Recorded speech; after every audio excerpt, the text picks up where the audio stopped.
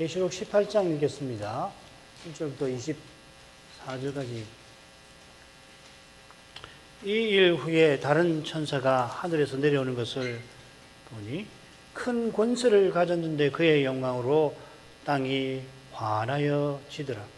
힘센 음성으로 외쳐 가로되 무너졌도다 무너졌도다 큰 성 바벨론이여, 귀신의 처소와 각종 더러운 영에 모이는 곳과 각종 더럽고 가정한 새의 모이는 곳이 되었도다. 그 음행의 진노에 포도주를 인하여 만국이 무너졌으며 또 땅의 왕들이 그로 더불어 음행하였으며 땅의 상구들도 그 사치의 세력을 인하여 치부하였도다 하더라. 또 내가 들으니 하늘로서 다른 음성이 나서 가로되 내 백성아 거기서 나와 그의 죄에 참여하지 말고 그의 받을 재앙들을 받지 말라. 그 죄는 하늘에 사무쳤으며 하나님은 그의 불의한 일을 기억하신지라. 그가 준 대로 그에게 주고 그의 행위대로 갑절을 갚아주고 그의 섞은 잔에도 갑절이나 섞어 그에게 주라. 그가 어떻게 자기를 영화롭게 하였으며 사치하였든지 그만큼 고난과 애통으로 갚아주라.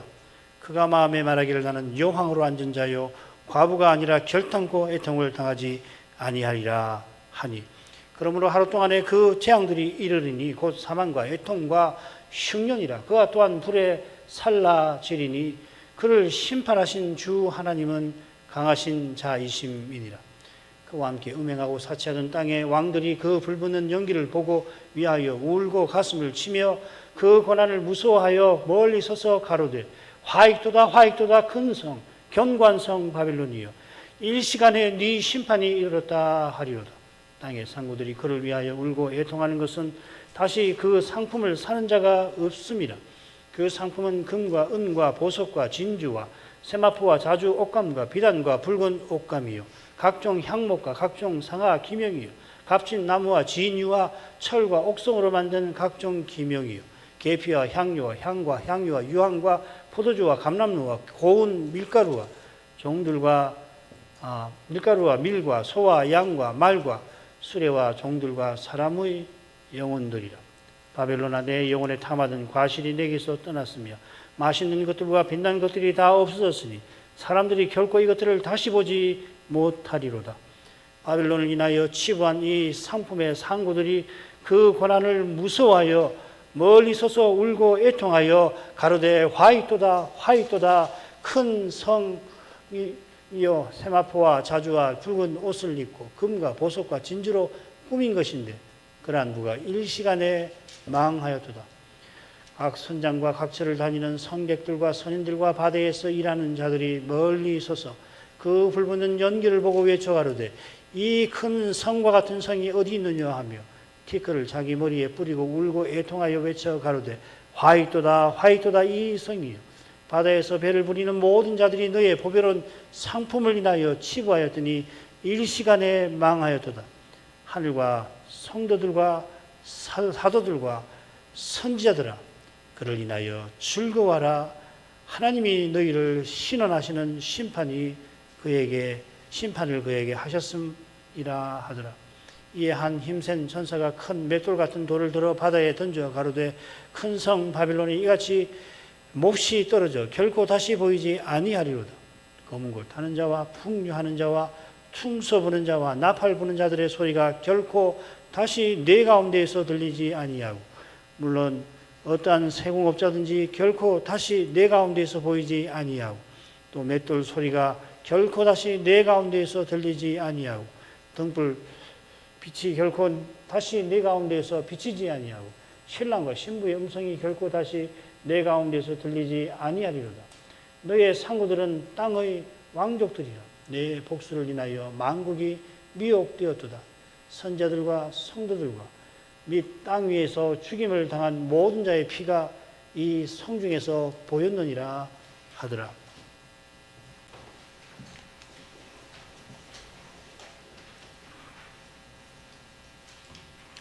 계시록 16장 7대접이 나오는데 7째 대접이 쏟아지니까 바벨론이 세 갈래로 갈라지면서 바벨론의 멸망이 예고되었지요. 그게 16장 19절입니다. 그 앞에 바빌론이 세 갈래로 갈라지고 만국의 성이 무너졌다 하고서 큰 성 바빌론이 하나님 앞에 기억하신 바 되어 그 맹렬한 진노의 포도주산을 받으며, 이 번역을 좀 고쳐야 한다고 말씀드렸죠, 그죠? 바빌론이 재앙을 당해서 하나님 앞에 기억하신 바 되는 이유가 그의 맹렬한 진노의 포도주산을 받는 데 있다 하는 뜻입니다. 자, 이 주제가 16장 마지막에 나왔습니다. 이 16장 19절을 기억하실 필요가 있습니다. 오늘 이 주제가 음녀 바빌론의 비밀에서도 이어지죠. 바빌론 멸망이 그가 타는 짐승에 의하여 이루어집니다. 어떤 방식에 의해서 바빌론은 멸망하는가 하는 것 17장이 됩니다. 16절이죠. 짐승이 자기가 태운 음녀를 미워하여 망하게 하고 벌거벗게 하고 살을 먹고 불러 아주 사른다 했습니다.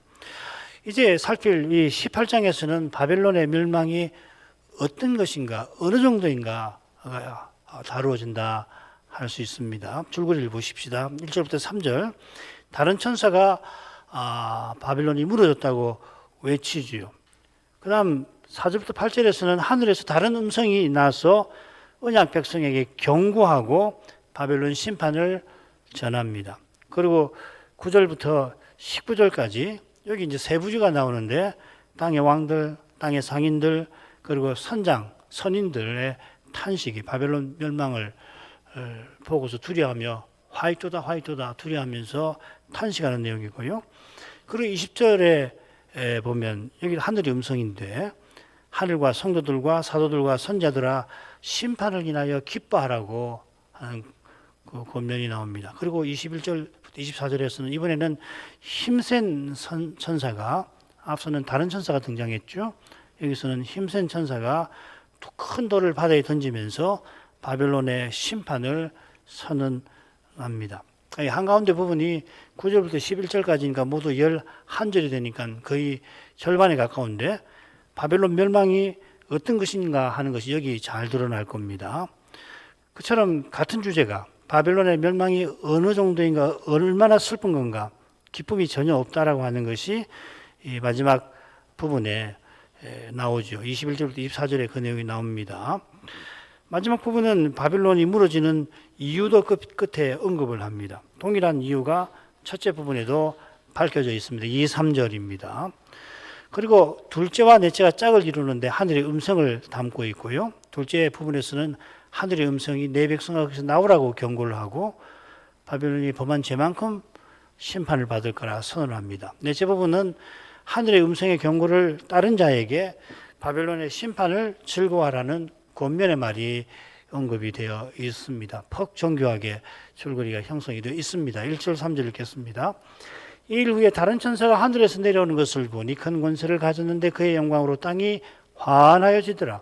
힘센 음성으로 외쳐 가로되 무너졌도다 큰 성 바벨론이여, 귀신의 처소와 각종 더러운 영의 모이는 곳과 각종 더럽고 가정한 새의 모이는 곳이 되었도다. 그 음행의 진노의 포도주를 인하여 만국이 무너졌으며 또 땅의 왕들이 그로 더불어 음행하였으며 땅의 상호들도 그 사치의 세력을 인하여 치부하였도다 하더라.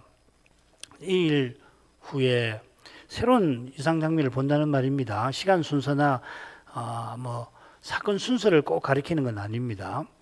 이번에 요한은 다른 천사를 보았습니다.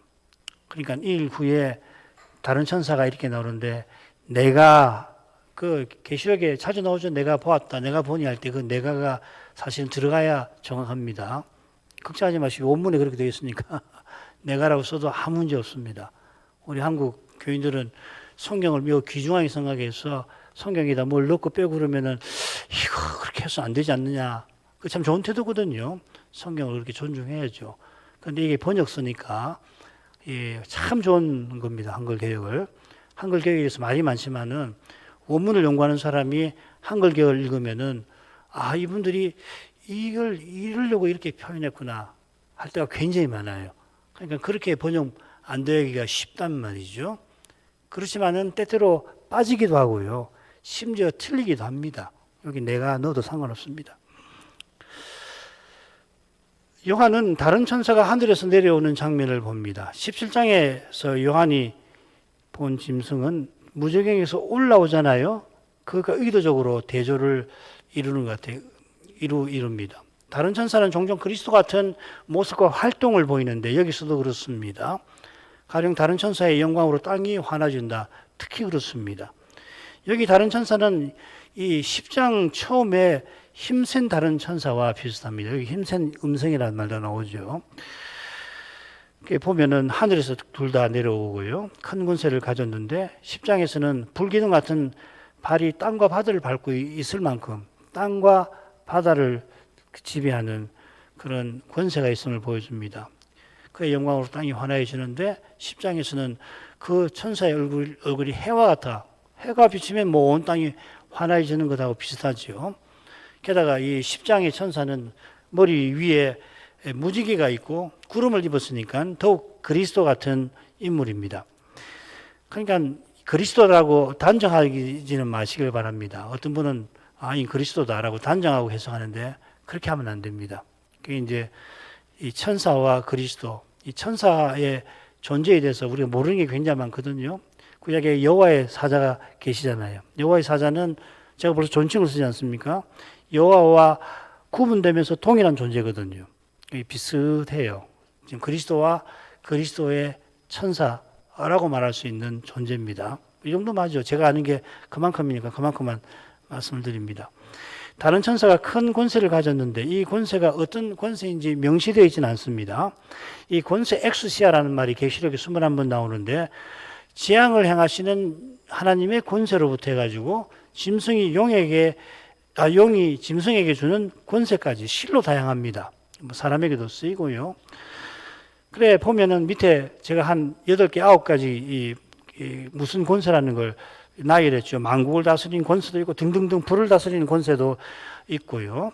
그 다음에 뒤로 가시면 예루살렘 성에 들어갈 권세도 있는데요. 한 절반 정도는 이게 무슨 권세다고 설명이 붙어 있는 반면에 나머지 절반 정도는 이게 무슨 권세인지 직접 언급되지 않고 문맥에서 확인하도록 되어 있는 권세도 있는데 여기 권세가 그렇다 이 말입니다. 그 다음 달라고요. 큰 권세 가진 다른 천사는 그의 영광으로 땅이 환하여지게 합니다. 영광으로 땅이 환하여지는 것이 뭔가를 한번 봅시다. 이 에스겔을 참조할 만합니다. 에스겔 43장에 이런 말씀이 나옵니다. 2절 이스라엘 하나님의 영광이 동편에서부터 오는데 하나님의 음성이 많은 물소리 같고 땅은 그 영광으로 인하여 빛나니 지금 계시록에 이 표현하고 정확하게 같은 표현이 에스겔에 나옵니다. 다른 데도 찾아보면 비슷한 것이 있겠는데 똑같은 건 이곳입니다. 그리고 이 장면이 특별히 중요한데 이 장면은 에스겔 첫 장면을 떠오르게 해요. 여호와께서 영광 구름으로 그발 강가에 오셨죠. 이는 여호와께서 예루살렘 성전을 떠나신 장면하고 붙어 있습니다. 여호와의 영광이 예루살렘 성전을 떠나서 포로들에게 오셨죠. 처음에는 북편에서 영광 구름이 왔죠. 에스겔 1장에 그죠. 북방으로 또 오는 거란 말이죠. 심판 위에서 오는 건데 이번에는 동편으로부터 옵니다. 이건 뭐하고 관계되냐면 바로 앞에 에스겔에게 보이신 새로운 성전 이상과 붙어 있습니다. 지금 43장 읽었는데 40장부터 42장까지에 보면 에스겔은 영원한 완성된 성전의 이상을 봅니다. 그 성전에 이제 여호와께서 들어가시는 장면이 에스겔 43장인 겁니다. 여호와께서 완성된 성전에 들어가시니까 땅이 그분의 영광으로 환하여집니다. 빛납니다. 이 사실은 하나님의 구원이 땅에 이루어진 것을 가리키겠죠. 여기 다른 천사의 영광으로 땅이 환해진다는 표현도 하나님의 구원이 완성될 것을 가리킵니다. 계시록 21장과 관련되는 겁니다. 좀 이따가 말씀드릴게요. 구원의 완성을 위하여 반드시 이루어져야 할 일이 있고 그 일은 보통 일이 아니겠습니다. 그 일이 바로 심판인 겁니다. 이 심판은 하나님께 속한 겁니다. 이 권세야말로 큰 권세죠. 하나님이 이 천사를 쓰셔서 이 큰 권세를 드러내시는 겁니다. 특별히 여기서는 바벨론을 멸하시는 일에 권세를 드러내시는 겁니다. 다른 천사가 10장에서처럼 힘센 음성으로 외칩니다. 거기는 힘센 다른 천사인데 그 부르짖는 소리가 사자가 부르짖는 것 같아 했죠. 그죠? 이 외침은 주님과 선지자의 외침처럼 하나님 말씀은 반드시 성취된다는 것을 가리킬 겁니다. 천사가 외치는 것보다 강력한 힘으로 하나님은 말씀하신 것을 반드시 이루십니다. 그 강력함은 악이 악인을 죽이게 하시는 데서 환히 드러날 겁니다. 바벨론이 멸망하는데 그를 태운 짐승이 열왕과 함께 바벨론을 공격하기 때문입니다. 악한 세력은 자멸합니다. 악한 세력이 악한 일을 위하여 심판을 행하여 악한 일을 행해서 심판을 자초합니다. 죄짓고 형통하면 당장에는 좋지만 시편 73편에 있는 것처럼 멸망으로 질주하는 거라고 그랬죠. 이걸 꼭 기억하셔야 됩니다. 악한 세력은 자멸하고 자초합니다. 심판을. 이미 몇이든지 참된 신자를 죽인 것으로도 모자라 자기의 온 힘을 결집해서 교회를 박멸하려고 하니까 하나님의 심판을 피하지 못하고 오히려 앞당기는 거죠. 하나님께서 재앙의 날을 줄이신다는 것하고도 관계가 될 겁니다. 무너졌도다 무너졌도다 큰 성 바빌론이여 하고 이 다른 천사가 외칩니다. 무너졌도다 하는 표현이 짐승의 7머리 중 5에 쓰였죠. 그 망하였다 이렇게 번역되었습니다. 여긴 성이니까 무너졌다고 적절하게 표현했습니다.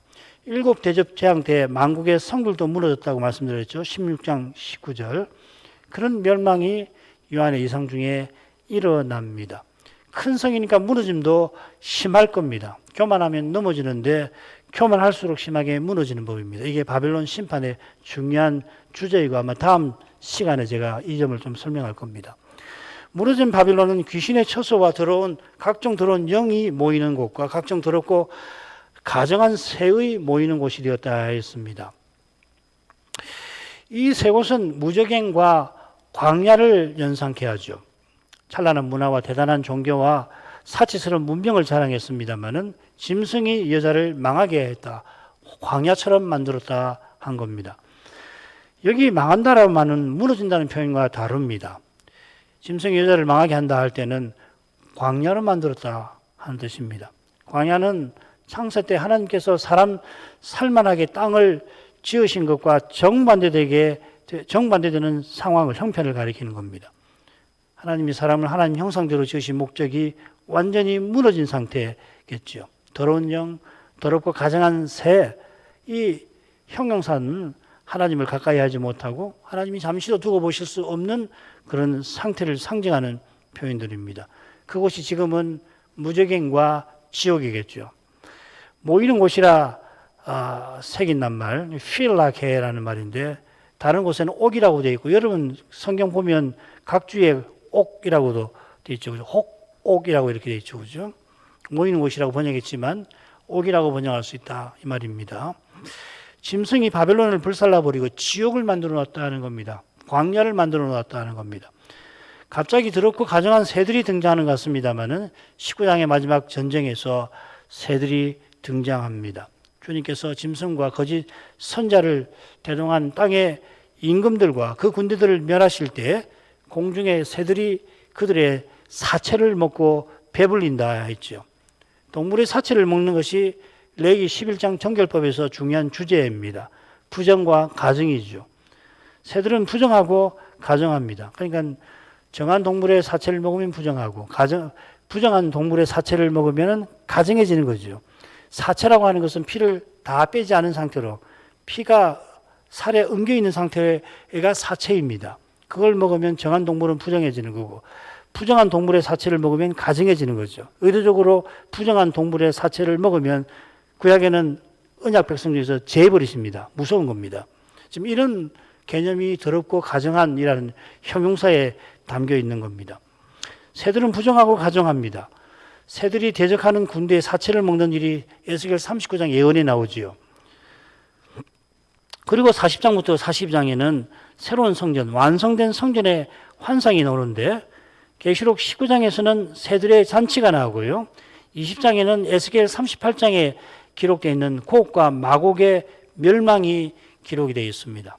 그러니까 에스겔 38장부터 43장 그 내용이 지금 18장, 19장, 20장 그리고 21장에 나오죠. 21장은 에스겔 40장, 42장에 있는 영원한 성전에 관한 이상하고 연결되는 거죠. 그러니까 에스겔서 이 부분하고 지금 18장부터 해가지고 계시록 22장까지 내용이 서로 상응하는 거죠. 에스겔이 예언 중에서 예언했던 그 내용이 어떻게 실현되는가 하는 것을 계시록에서 설명하는 겁니다.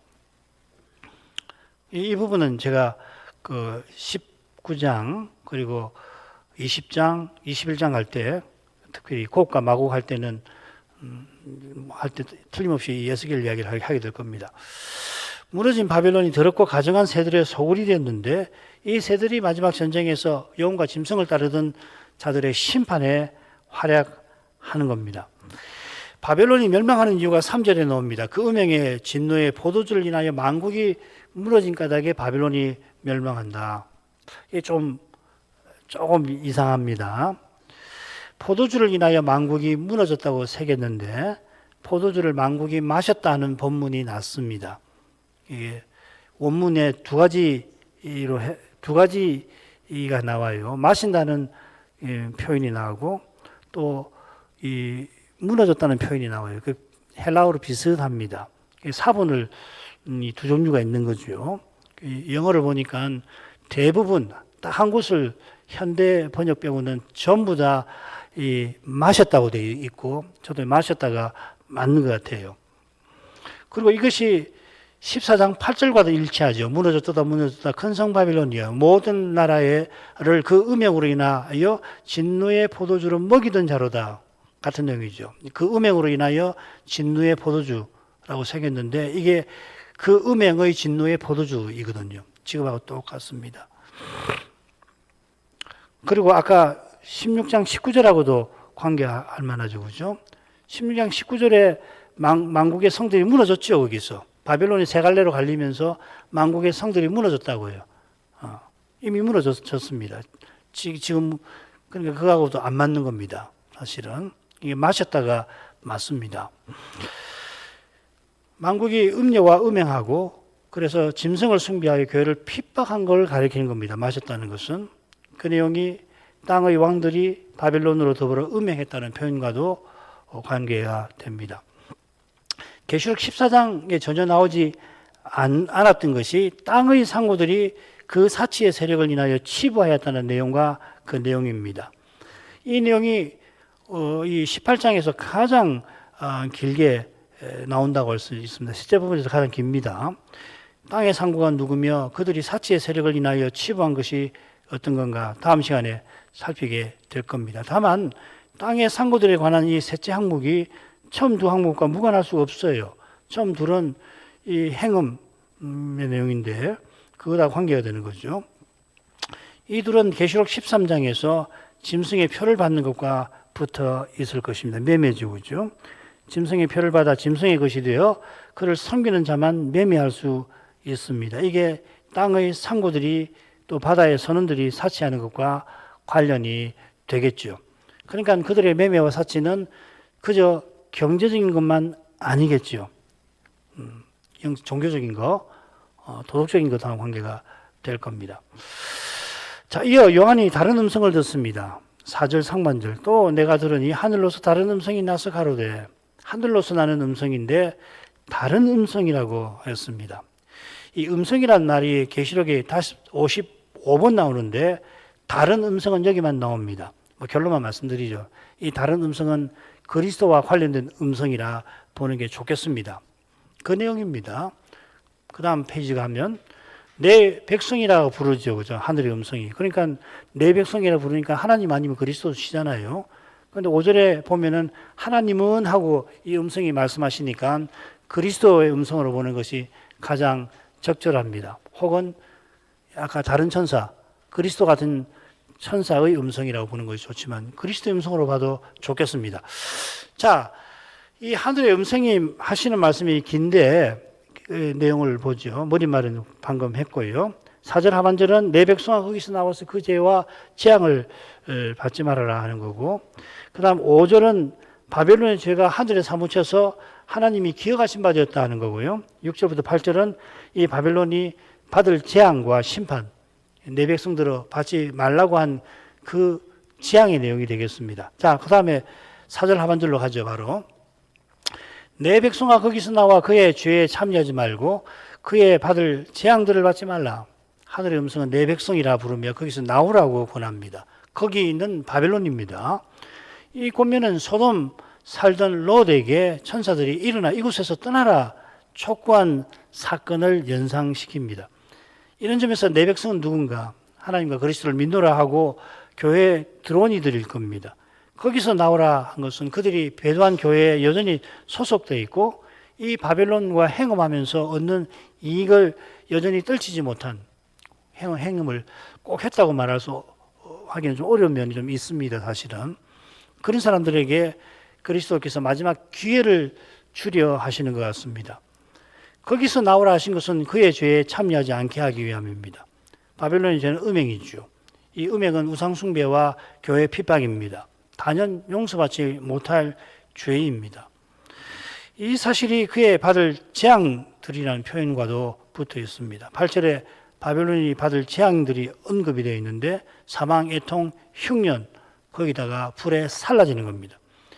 이 재앙은 최후 형벌에 상당할 만큼 무거운 겁니다. 따라서 이 바벨론과 행음하는 사람은 불못의 심판을 피할 수가 없겠죠. 5절로 가겠습니다. 그 죄는 하늘에 사무쳤으며 하나님은 그의 불의한 일을 기억하신지라. 하늘의 음성이 언약 백성들로 바벨론에서 나오라고 촉구하는 이유가 여기 밝혀져 있습니다. 5절은 이는 이러이러함이라. 이는 기억하심이라. 이렇게 해야 되겠죠. 바벨론이 제가 하늘에 사무쳤습니다.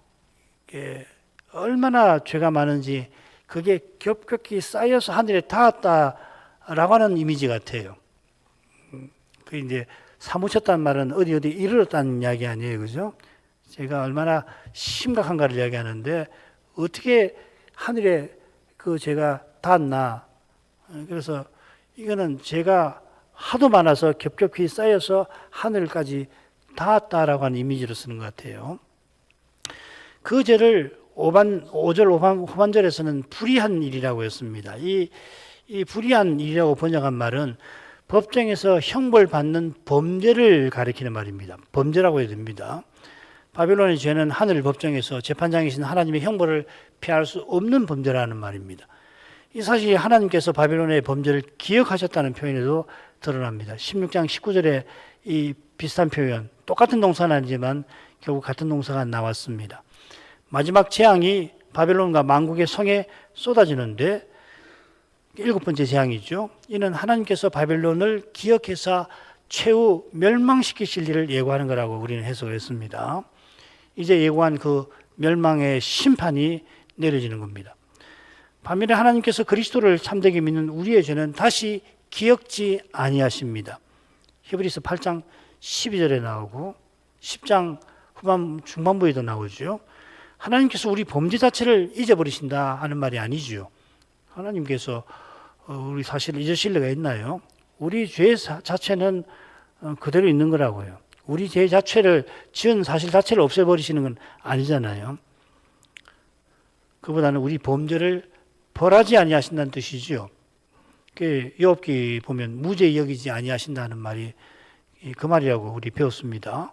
그처럼 바벨론의 불의한 일을 기억하신다는 것은 마땅한 형벌을 내리신다는 뜻입니다. 마땅한 형벌을 어느 정도로 내리시는가, 어떻게 내리시는가, 이게 18장의 핵심 주제가 되겠습니다. 셋째 부분으로 가죠.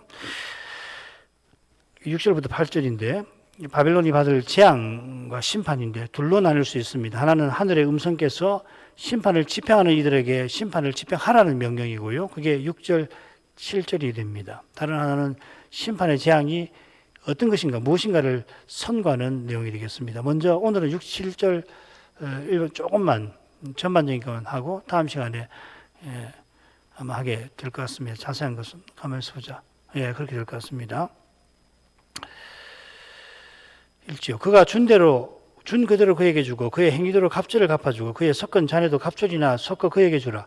그가 어떻게 자기를 영화롭게 하였으며 사치하였든지 그만큼 고난과 애통으로 갚아주라. 그가 마음에 이르기를 나는 여왕으로 앉은 자요 과부가 아니라 결단과 애통을 당하지 아니하리라 하니.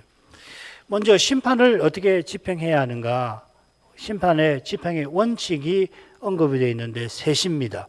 그가 준 대로 그대로 주라는 거고, 가운데는 행위대로 갑절을 갚아주라는 거고요. 세 번째는 그가 영화롭게 하고 사치한 그만큼 고난과 애통으로 갚아주라 하는 겁니다.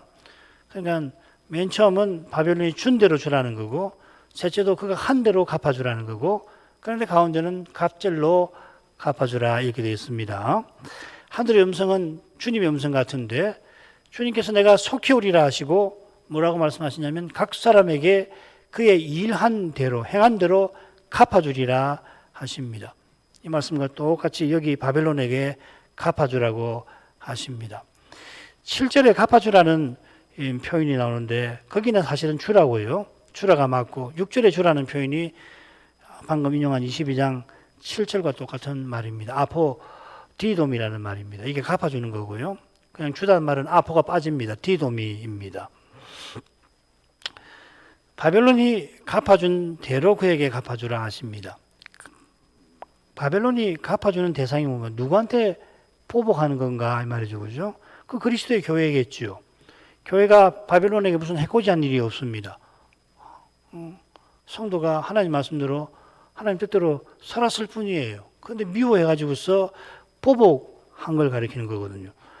이 죄가 얼마나 큰지는 주님이 교회를 얼마나 사랑하고 귀히 여기시는지에 비추어 명백합니다. 바울 사도는 교회를 더럽히는 자를 하나님께서 멸하신다고 경고하죠. 이 더럽힌다는 말하고 멸한다는 말 같습니다. 구약도 마찬가지입니다. 샤트라는 말인데 교회를 더럽히면 하나님 멸해버리셔요. 더구나 바벨론은 무서운 심판을 어떻게 피할 수가 있겠습니까? 자, 바로 이 점에 비춰서 이 두 번째 명령을 한번 보십시다. 그의 행위대로 갑절을 갚아주라.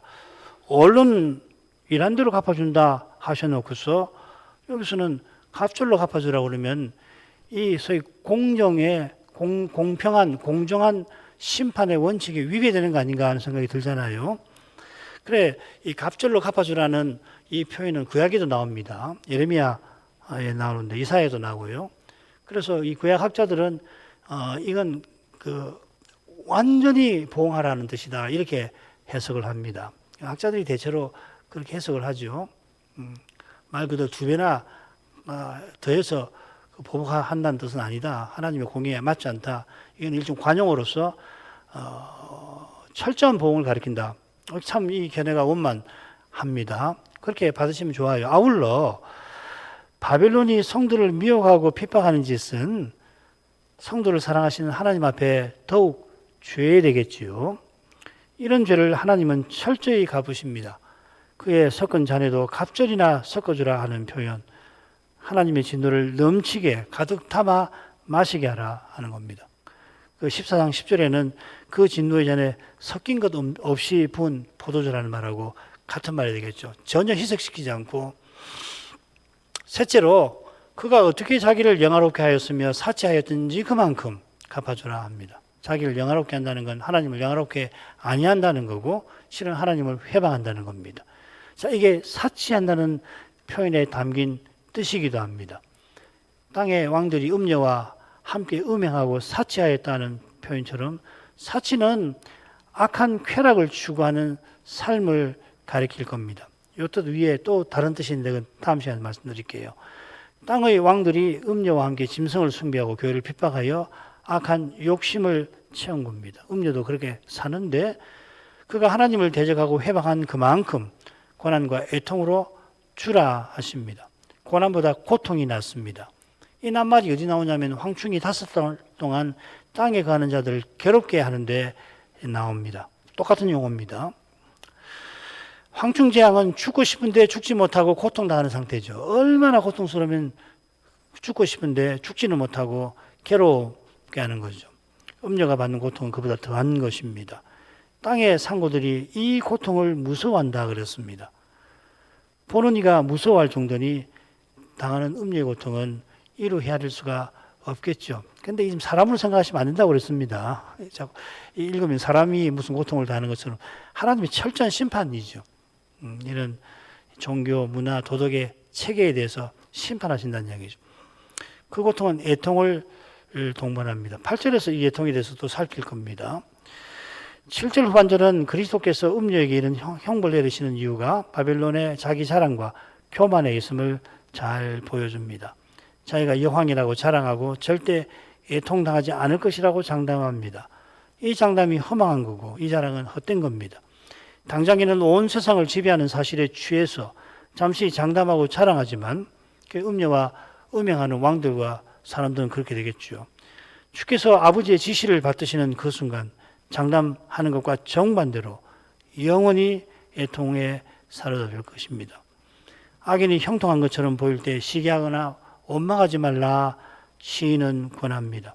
악인의 승리만 눈에 가득하더라도 악인이 잠시 후 베인 풀처럼 될 겁니다. 거대한 나무 같은데 나중에 보니까 여기 나무가 있었던가 할 정도로 심판하십니다. 시인은 우리에게 여호와를 의뢰하여 선을 행하라. 그의 성실로 식물을 삼으라 권합니다. 하나님은 성실하셔서 반드시 말씀하신 바를 친히 이루십니다. 하나님 말씀하셨으면 절대로 이루어집니다. 당장에는 말씀대로 이루어지지 않고 말씀대로 살면 손해보는 것 같고 지는 것 같은데 절대 지는 법 없습니다. 지는 그것을 통해서 오히려 이기게 하시는 분이 하나님이십니다. 인생은 그리스도를 본받아 하나님을 전심으로 의지할 뿐입니다. 기도하겠습니다. 거룩하신 하나님, 바벨론의 범죄를 기억하셔서 반드시 형벌하실 그 일을 이 시간 주의 말씀을 살피면서 하늘로서 나는 음성, 저희가 생각키로는 그리스도의 음성 같은데 그 음성께서 내 백성아 거기서 나오라 하시는 권면을 마음에 깊이 새기게 하십니다. 바벨론이 땅에 거하는 자들을 이끌어 짐승을 섬기게 하고 용이 원하는 그 악한 일, 교회 핍박하는 일에 가담하게 하면서 사람의 영광과 세상 행복에 취하게 만들 것인데 그게 얼마나 강력한지 저희가 그 시대를 맞이하면 더욱더 실감하게 되겠지만은 그 이전에라도 역사 내내 믿음의 길에서 이런 사실을 늘 마주하게 하시는 줄 믿습니다. 아버지의 이 시대가 저 두려운 시대보다는 심하지 않겠지만은 저 두려운 시대를 가져올 만큼 두려운 일이 이미 이 시대에 만연한 것을 모르지 않게 해 주옵소서. 거기서 내 백성아 나오라 하시는 그 권면이 이 시대 저희에게도 베푸신 말씀인 줄 믿고 받습니다. 육신적 태도로 행하는 이 배도의 권세를 저희가 바르게 식별해서 잠시라도 그 권세에 휩쓸리지 아니하도록 성신을 전심으로 의지하게 하옵소서. 날마다 자기를 부인하라는 말씀이 육의 몸에는 실로 거북하게 들릴 수가 있겠지만은 부패한 본성에서 그런 생각이 들 때마다 깜짝 놀라게 해주시고 즉각 겸손히 주님 은혜를 구하여서 그 주님의 말씀을 진실되게 받을 수 있게 하여 주옵소서. 어느 시대보다 이러한 시험이 심하고 우리의 현실도 과연 그러하옵나이다. 아버지여 주의 교회들을 불쌍히 여겨주셔서 주의 자녀들이 이러한 시험을 분별하고 주께서 주시는 은혜로 말미암아 이 시험을 능히 이기게 하심으로 이 시대의 성격을 파악하고 이 시대의 도전에 맞설 수 있게 하시옵소서. 예수님 이름으로 기도합니다. 아멘.